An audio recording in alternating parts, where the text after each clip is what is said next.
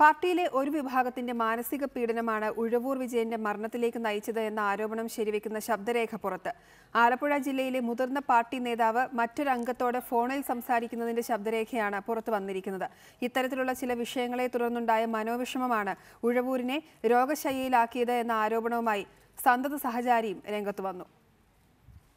പാർട്ടിയിലെ തർക്കങ്ങളുടെയും അധികാര വടംവലികളുടെയും പിന്നാലെ NCPയിലുണ്ടായ കടുത്ത ഭിന്നതകളാണ് ഉഴവൂർ വിജയനെ രോഗശയ്യയിലാക്കിയതെന്ന ആരോപണം ശക്തമായതിനിടെയാണ് ഫോൺ സംഭാഷണം പുറത്തുവന്നത്.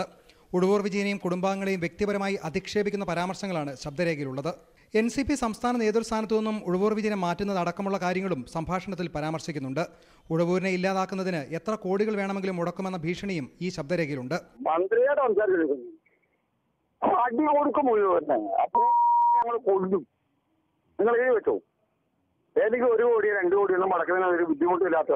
ഈ രീതിയിലുള്ള സംഭാഷണങ്ങൾ കേൾക്കാനിടയായതാണ് ഉഴവൂർ വിജയന്റെ ആരോഗ്യാവസ്ഥ മോശമാക്കിയതെന്നും മരണത്തിന് കാരണമായതെന്നും ആരോപിച്ച് ഉഴവൂരിന്റെ വിശ്വസ്തനും മുൻ സംസ്ഥാന സമിതി അംഗവുമായ സതീഷ് കല്ലക്കുളവും രംഗത്തെത്തി.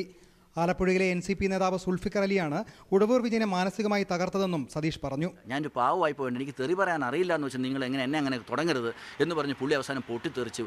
എന്നെ കൊല്ലടാ, നീ എന്നെ കൊല്ല്, അതാ നിനക്ക് ചെയ്യാവും, ഞാൻ എവിടെയാണ് വരാം, നീ എന്നെ കൊല്ല്, നീ എന്നെ കൊന്നിട്ട് പോകും എന്ന് പറഞ്ഞാൽ ഞാൻ പുള്ളി തൊണ്ടയൊക്കെ വരണ്ട്, എനിക്ക് ഹാർട്ടിന് അസുഖമുള്ള ആളാണ്, എനിക്ക് കൂടുതൽ സംസാരിക്കാൻ പറ്റിയല്ല എന്ന് പറഞ്ഞ് പുള്ളി എന്താ പറയണത് പുള്ളിക്ക് വല്ലാണ്ടായി. ഉഴവൂർ വിജയന്റെ മരണത്തെ ചൊല്ലിയുള്ള വിവാദങ്ങൾ വരും ദിവസങ്ങളിൽ NCPക്കുള്ളിൽ പൊട്ടിത്തെറികൾക്ക് കാരണമാകുമെന്ന സൂചനകളും പുറത്തുവരുന്നുണ്ട്.